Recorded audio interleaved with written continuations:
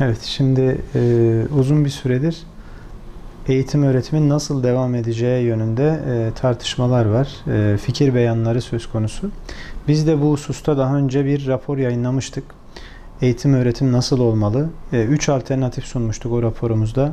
Uzaktan eğitim alternatifi, yüz yüze eğitim ve hibrit yöntem bakanlığın ifadesiyle. Bütün bunları değerlendirmiş ve bir takım çözüm önerilerinde bulunmuştuk o raporumuzda. Şimdi bakanlığın en son 81 ile gönderdiği yazıyla okulların özellikle birinci kademenin okul öncesi ve ilkokul birinci sınıfların açılma kararı alındığını görüyoruz. Yani bakanlığın almış olduğu karar isteyen velilerin gönderip isteyen velilerin uzaktan eğitimi tercih edebilmesi şeklinde. Yani ben bunu olumlu buluyorum. Bir yerden başlamamız gerekiyordu. Okulların bir yerden mutlaka açılması gerekiyordu. Yani bütün tedbirler alınarak hijyen tedbirleri, sosyal mesafeye uygunluk tedbirleri ve maske olayına dikkat ederek hayatımızı devam ettirme zarureti ortada. Şimdi bu noktada bakanlığın almış olduğu sadece haftada bir gün ders söz konusu. Bir takım derslerin uzaktan eğitim şeklinde devam edeceği, bir takım derslerin ise yüz yüze devam edeceği bir sistem söz konusu. Ben bunu olumlu buldum açıkçası. Yani ilkokul birinci sınıf ve okul öncesi öğrencilerimiz, evlatlarımız başlayacaklar. Gruplara ayrılacaklar. Küçük gruplara sosyal mesafeye uygun hale okulun fiziki şartları da gözetilerek gruplara ayrılacaklar ve küçük gruplarda sosyal mesafeye daha dikkat edilebilecek şekilde ve hijyen tedbirleri alınarak başlayacak. Ben hayırlı olsun diyorum. İnşallah vatanımıza, milletimize hayırlar getirir bu karar. Uzaktan eğitimin de bir şekilde devam ettiğini görüyoruz. Bakanlığın gönderdiği yazıda, genelgede. Şimdi uzaktan eğitim devam ediyorsa alınması gereken tedbirler söz konusu. Daha önce de ifade ettik.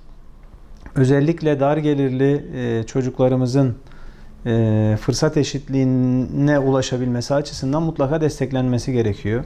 Bilgisayar desteği, tablet desteği, internet desteği bunun başında gelmek üzere. Şimdi öyle aileler var ki uzaktan eğitim mesela aynı anda 2. sınıf, 3. sınıf, 4. sınıf, 5. sınıf bir evde 5 tane çocuk var diyelim ama bir tane bilgisayar var. Aynı şekilde internet imkanına sahip olmayan ailelerimiz var. Dolayısıyla bu özellikle dezavantajlı bölgelerde yaşayan evlatlarımızın bir şekilde desteklenmesi gerekiyor bu süreçte. O uzaktan eğitimin altyapısının mutlaka güçlendirilmesi gerekiyor.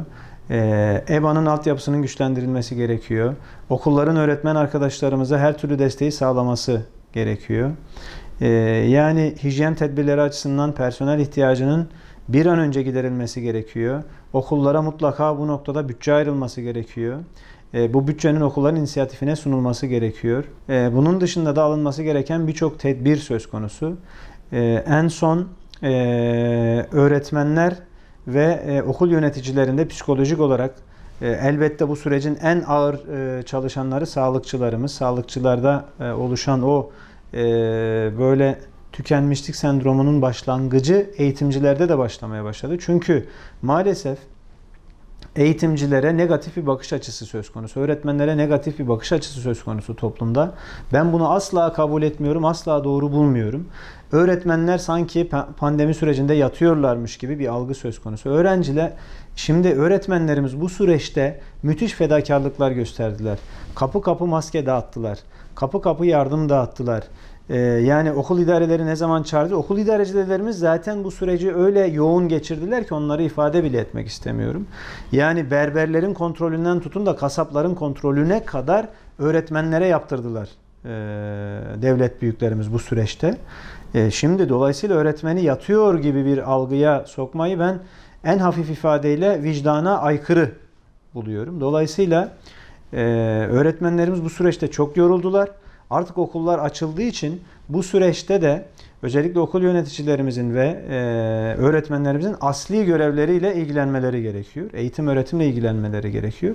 Diğer taraftan filyasyon ekiplerinde bir taraftan çalışırken bir taraftan da eğitim öğretimle alakalı bu yoğunluğu kaldırabilecek potansiyelde bir insan olamaz zaten. Yani bu öğretmenimiz de bir insan, makine değil, robot değil. Dolayısıyla bunun da göz önünde bulundurularak kararlar alınması gerekiyor. Bunu da ekstradan ifade etmiş olayım inşallah.